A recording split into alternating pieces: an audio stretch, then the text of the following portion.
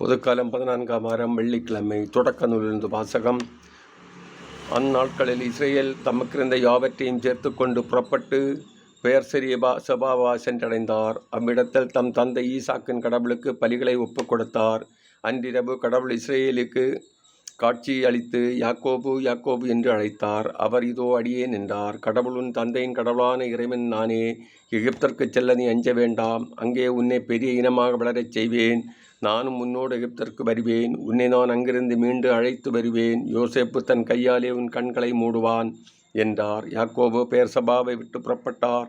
இஸ்ரேலின் புதல்வர்கள் தம் தந்தையாகிய யாக்கோபை தங்கள் பிள்ளைகளையும் மனைவியரையும் அவருக்கு பார்வேன் அனுப்பியிருந்த வண்டிகளில் ஏற்றி கொண்டனர்.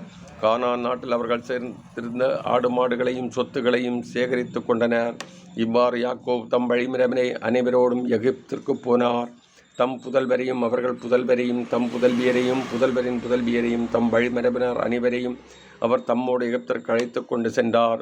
கோசோன் பகுதியில் யோசேப்பு தம்மை வந்து சந்திக்குமாறு யாக்கோபு யூதாவை தமக்கு முன் அனுப்பியிருந்தார். அவர்கள் கோசேன் வந்து சேர்ந்தார்கள். யோசேப்பு தம் தேரை பூட்டிக் கொண்டு தம் தந்தை இஸ்ரேலை சந்திக்கச் சென்றார்.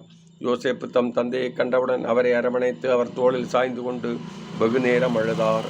அப்பொழுது இஸ்ரேல் யோசேப்பிடம், இப்பொழுது நான் சாகத் தயார். நீ உயிரோடு தான் இருக்கிறாய். உன் முகத்தை கண்ணார கண்டுவிட்டேன் என்றார். இது ஆண்டவர் வழங்கும் அருள்வாக்கு. இறைவா உமக்கு நன்றி.